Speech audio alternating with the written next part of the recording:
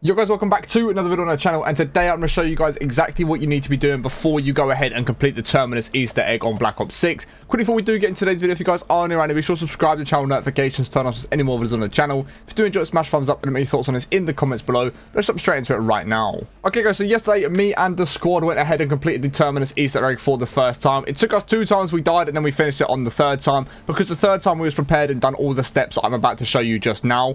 And the first thing that I highly recommend you do, guys, is get your class set up right. You can basically use whatever gun you want. I'd recommend something like an assault rifle that does a good amount of damage. And there's this thing on the AK that I was using, and the suppressor is something that's very important, because I don't know if you can see this, but it says chance to drop extra salvage, which is going to be very, very important in the game. So if you can find a suppressor or an attachment on your weapon that gives you a chance of dropping extra salvage, I definitely recommend you do put it on, because the salvage is going to be so important when you go through and do this. And then for the rest of your class setup, guys, you want to make sure you have got it all set up correctly. You want a couple people running the field upgrade of healing aura, if not every single person, because obviously this is going to automatically res anyone that does go down. So if you're in a situation where you've got healing aura and all your 3 of your other teammates do go down, you can get them all up simply by just using your field upgrade. You can revive all 3 of them and get them back on their feet straight away. Tacticals, decoy grenades are very, very good. It's going to distract all the zombies and stop them running towards you, so it's going to be very good to have. And then I actually also really enjoy molotovs in this game. They seem to be very, very overpowered and just work really well in this game. You can run whatever one you want, whatever lethal you do want to run,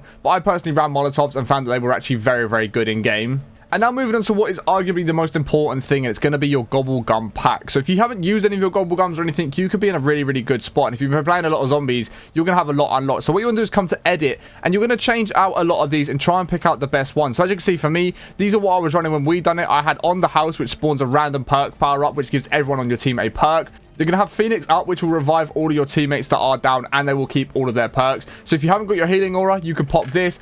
I was then running Soda Fountain, which is going to give you an extra perk when you do buy a perk. Wunderbar, which is going to give you a wonder weapon if you do go and get the box. And then Anywhere But Here, which just teleports you. But what you want to do, guys, is change some of these out and just pick out some of the highest ones that you do have. So as you can see, I've got some whimsical ones now for completing the Easter egg. So I have Indigestion, and I do have the Newtonian Negotiation there, guys. But you want to just go through your ultras and your legendaries and your whimsicals and just pick out the best ones that are going to be the best for you. One that I was running beforehand was Perkaholic, which is a great one. It gives you every single perk in the game simply by just eating a gobble gum. And of course, you can get these in literally round 1 or round 2 of the game. So if you can get all your perks at the very start, it's going to save you a whole bunch of cash that you are going to need within the game to be able to get to that point. So you definitely want to make sure you've got all the best gobble gums that you guys can put on. You know, you look for any that are going to help you with your team, give you perks, help you revive your teammates, give any one of your teammates extra perks. Anything that's just going to help you and the team out and get progressing through the game a little bit faster are definitely some gobble gums that you definitely want to be running. So now that you've got your whole class set up, guys, of course, you're going to be in a game. And what you want to be doing early rounds is meleeing zombies just to give you a little bit of extra cash. And you want to be super, super careful on where you are spending your cash in this game. Of course, you're going to need to open doors. You're going to need to do the power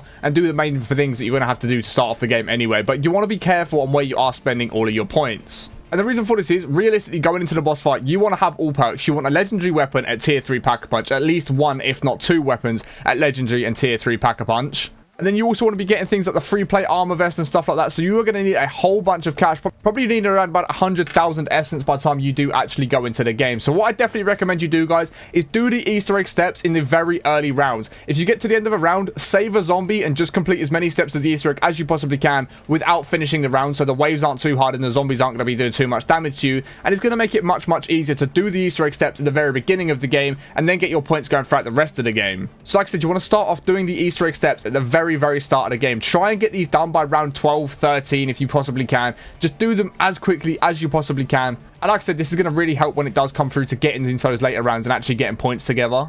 So let's say now you've done all of the Easter egg steps, because as long as you watch a tutorial or a guide on how to do it, you can do it pretty easily, and it's not too difficult to do as long as you guys know exactly what it is that you're doing. Now that you've done the Easter egg steps, you want to use the next however many rounds just to get yourself up and ready and perfectly set up for the boss fight. And what I mean by this is just use every single round, get as many points as you possibly can, pick up double points, bonus points if they get dropped, pick up everything you can do, and also pick up all the salvage that you could possibly get. And the reason for this is, like I said beforehand, you definitely want to have a legendary tier weapon at tier 3 Pack-a-Punch if you can. It's going to make it so much easier and make you do a lot more damage to the boss and the zombies when you get to that final zone. So like I said, what you want to be doing is using all of the rounds and just get yourself as many points as you can, as much salvage as you possibly can, and just start upgrading all your perks, all of your weapons up to legendary rarity, up to tier 3 Pack-a-Punch, and just do as much as you possibly can to be prepared for this final boss fight. And then what you want to do once you've got your weapon rarity up to legendary, you want to save up some more salvage. You want to buy yourself a self-revive and a chopper gunner, because the chopper gunner is going to be so useful. One, for getting out of situations if you think you're going to go down when you're in the boss fight, because you can get into the score streak and the zombies are going to stop doing damage to you. And two, the chopper gunner is going to do so much damage to the boss. You can quite easily take around about a third of its health, maybe a fourth of its health away with a chopper gunner usage. However, if you are going to use the chopper gunner in the boss fight, make sure you jump into the water beforehand so that you don't get smacked out of the chopper gunner. And of course, the reason you want to self-revive is because if you do go down, your teammates haven't got to waste healing or for the first time you do go down, and you can get up pretty quickly, so you're going to keep the majority of your perks. And by the time you get to around 25, 26, you should be pretty ready to go. You should have all your perks. You should have everyone with legendary guns with tier 3 pack-a-punch on at least one weapon. You should have a free plate armor vest. You should have a chopper gunner and your self-revive, and be fully kitted out, ready to get into that final boss fight.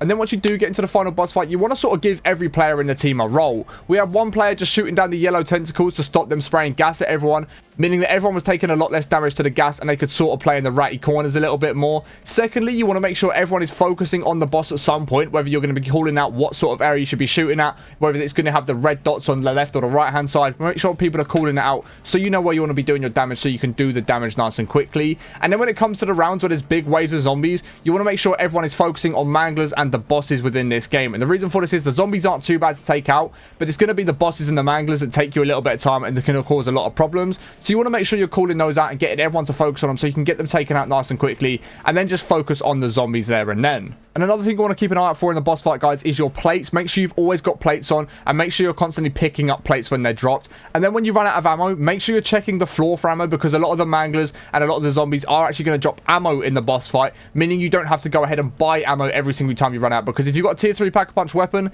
it is going to cost you 5,000 essence every single time to buy ammo. So you need to make sure you are looking for any ammo on the floor just to save yourself some cash, so then you can buy ammo when you actually really need it.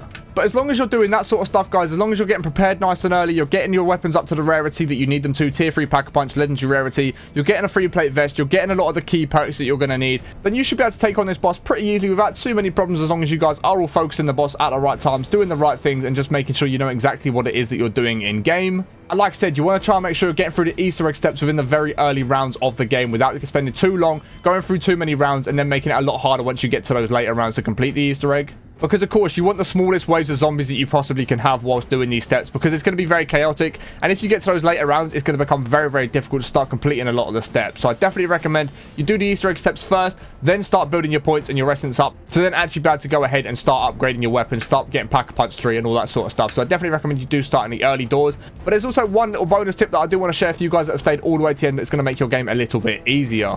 So guys, if you have been playing zombies, then there is a good chance you have been researching your augments in this game. So if you do come to the augment section, research augments, there's a good chance you guys have been starting to do some of these. And what you want to make sure you're doing, guys, is make sure you've actually got your augments equipped. So for stamina, for example, for me, I have free faller and I have hard target. You could put any of these on if you wanted to pick one of these. It's going to be a little bit better to the way that you like to play in zombies. And then just make sure you've got them all on for anything. Like Jug, nowadays, I can go ahead and put on slightly increased maximum health with Jug. And then I can do deal bonus damage while health is low. Or I could go ahead and put on hardened plates as well. So just make sure, guys, you're looking at what you've already researched and you're making sure you've got at least some of these equipped to some of the things you are going to be using in game. Because then your perks are going to help you do more damage, your ammo mods are going to help you do more damage, and your field upgrades are going to help you in a better situation as well if you've got the augments set on them. And speaking of ammo mods, you definitely want to make sure you're running dead wire, as it does do more damage to the final boss as well, guys. So that's a little bonus tip for you guys that have stayed all the way to the end. And if you have stayed all the way to here, I really do appreciate you guys watching all the way to the end. If you have enjoyed today's video, be sure to smash a thumbs up. If you've got any more questions, let me know in the comments below. If there's anything you guys are unsure about or if you're struggling with, I'll do my best to answer them for you guys. And make sure you are subscribed with notifications turned on